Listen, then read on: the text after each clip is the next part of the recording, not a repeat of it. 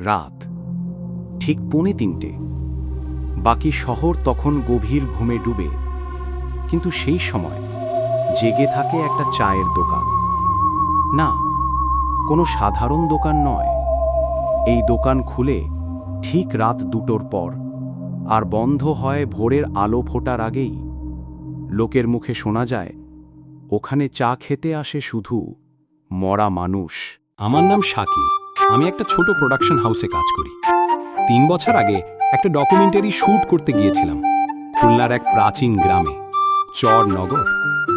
সেই গ্রামের লোকজন দিনের আলোয় চলে, আর সন্ধ্যা নামলেই যেন সময় থেমে যায়। দিনের বেলায় কৃষকদের কাজ, শিশুদের ছোটাছুটি, কিন্তু সন্ধ্যা নামলেই সব যেন ভৌতিক নীরবতায় ডুবে যেত। গ্রামের পথে তখন কুকুরের ডাকও শোনা যেত না, যেন কোনো অদৃশ্য শক্তি দিনের আলোকে সাহস জোগাত। আর রাতের আধার নামলেই গ্রাস করত এক অচেনা ভয়। আমাদের প্রোডাকশন টিমও দিনের বেলায় কাজ সেরে সন্ধ্যার আগেই থাকার জায়গায় ফিরে আসত। প্রথম কয়েকদিন এই পরিবেশে মানিয়ে নিতে কষ্ট হচ্ছিল। এমন অদ্ভুত গ্রাম আগে দেখিনি। একদিন গ্রামের এক বৃদ্ধ আমাদের বললেন, আমি তখনও ভাবিনি সেই কথাটাই হবে আমার জীবনের সবচেয়ে ভয়ঙ্কর অভিজ্ঞতার সূত্রপাত। তুই কি রাত 3টের সময় বাজারের শেষ মাথায় সেই দোকানটা দেখেছিস? আমি বললাম, কোন দোকান? সে চোখ সরু করে বলল, যে দোকানে ঢুকলে গন্ধ পাওয়া যায় পোড়া মাংসের। কথাটা শুনেই আমার শিরদাঁড়া দিয়ে হিমশীতল স্রোত বয়ে গেল। কৌতূহল এক ভয়ঙ্কর নেশার মতো আমার ভেতরটা কুঁড়ে খেতে শুরু করল। একজন ডকুমেন্টারি ফিল্মমেকার হিসেবে নতুন কিছু আবিষ্কারের নেশা আমার রক্তে মিশে আছে। তাই ভয় সত্ত্বেও এই রহস্যের গভীরে ঢোকার এক অদম্য ইচ্ছা জাগল আমার ভেতরে। পরের রাতে টিমমেটদের না জানিয়েই আমি চুপি চুপি আমার ক্যামেরা আর একটা শক্তিশালী টর্চ নিয়ে বেরিয়ে পড়লাম, একাই। মনের ভেতর একটা অস্থিরতা কাজ করছিল। জানি এটা ভীষণ বোকামি হচ্ছে, কিন্তু কি যেন একটা আমাকে টানছিল সেদিকে। রাস্তা ছিল ফাঁকা, কুয়াশা জমে জমে পুরো বাজার ঢেকে ফেলেছে, যেন সাদা চাদরে মুড়িয়ে রেখেছে সবকিছু। টর্চের আলোয় শুধু 2-1 ফুট দূরের জিনিস দেখা যাচ্ছিল। পায়ের নিচে শুকনো পাতার মচমচ শব্দ ছাড়া আর কোনো শব্দ ছিল না। আমি সাবধানে পা ফেলে হাঁটছিলাম। নিঃশ্বাসের শব্দ যেন খুব জোরে মনে হচ্ছিল। হঠাৎ দেখি দূরে এক দোকানে হালকা আলো জ্বলছে, আবছা হলুদ রঙের আলো। কুয়াশার কারণে পরিষ্কার বোঝা যাচ্ছিল না। কাছাকাছি যেতেই চোখ কুঁচকে উঠল। দোকানটা ছিল ছোট, টিনের ছাউনি দেওয়া। দরজা জানালা বলতে কিছু নেই, শুধু একটা ফাঁকা জায়গা দিয়ে ভেতরে দেখা যাচ্ছে। টর্চের আলো ফেলে দেখার সাহস হলো না। চায়ের মিষ্টি গন্ধের মাঝে ভেসে আসছে এক অদ্ভুত বমি উদ্রেককারী পচা গন্ধ, অনেকটা পচা মাংসের মতো। বৃদ্ধর কথাটা আমার মনে পড়ে গেল। তিনি মিথ্যে বলেননি। আমার শরীর কাঁটা দিয়ে উঠল। আর দোকানের ভেতর বসে আছে কয়েকজন, নড়ছে না। তারা সবাই কাঠের পুতুলের মতো স্থির হয়ে বসে আছে। তাদের চোখে কোনো নড়াচড়া নেই। তারা যেন পাথরের মূর্তি, চোখ ঠক ঠক করে খুনে বসে আছে। কেউ কেউ আবার কাঁপছে, ঠান্ডায় নয়, যেন এক অদৃশ্য ভয়। কিন্তু তারা একটুও আওয়াজ করছে না। নিস্তব্ধতা এমন গাঢ় যে আমার নিজের হৃৎপিণ্ডের ধুকফুক শব্দ শুনতে পাচ্ছিলাম। চায়ের কাপ নিচ্ছে, চুমুক দিচ্ছে, কিন্তু ঠোঁট ছুঁচ্ছে না কাপের কাঁচ। যেন কাপটা শূন্যে ভাসছে, আর সেই শূন্য স্থান থেকেই তারা কিছু পান করছে। তাদের মুখে কোনো অভিব্যক্তি নেই, কোনো শব্দ নেই। আমি নিঃশ্বাস বন্ধ করে তাদের কার্যকলাপ দেখছিলাম। আমার মনে হচ্ছিল, এই বুঝি তারা টের পেয়ে যাবে যে আমি বাইরে দাঁড়িয়ে আছি, হঠাৎ একটা কাঁচের কাপ পড়ে ভেঙে গেল, যেন কারোর হাত থেকে অদৃশ্যভাবে ফসকে গেল। দোকানের ভেতরে বাতাস যেন হাহাকার করে উঠল। আমার হাত কাঁপছিল, ভয়ে আমি প্রায় জমে গেছি। কিন্তু ডকুমেন্টারি তৈরির নেশা আমাকে পিছু হটতে দিল না। আমি লুকিয়ে ভিডিও করতে থাকি।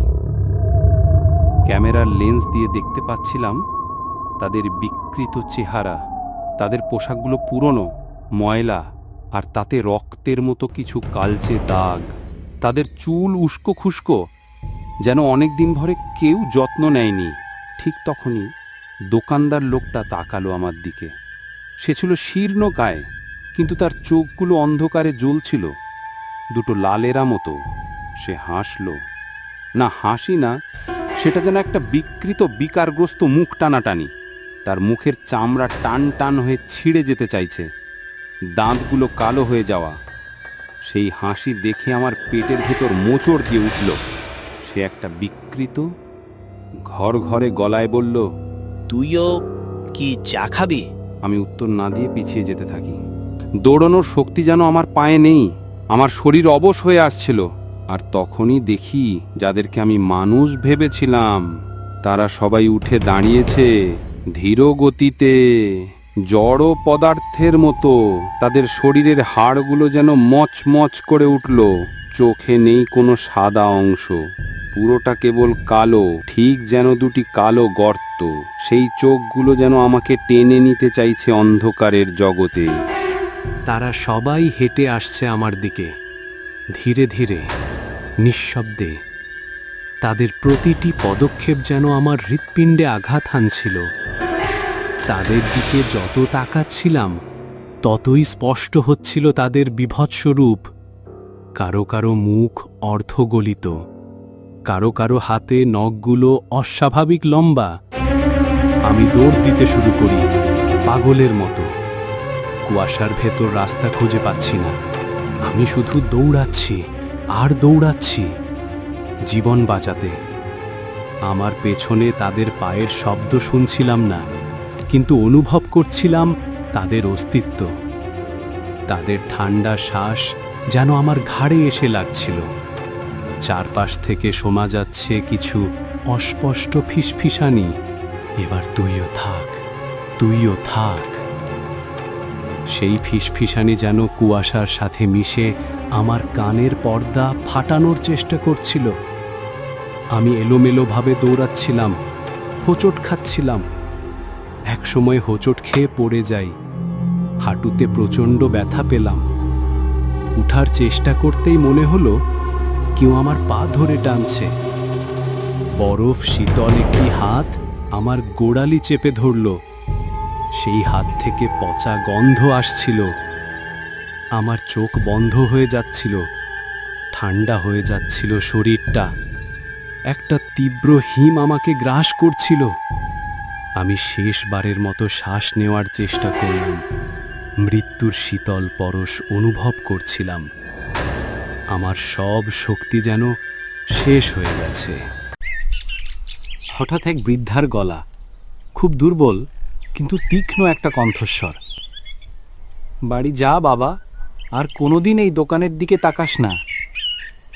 কণ্ঠস্বরে কেমন একটা জাদু ছিল।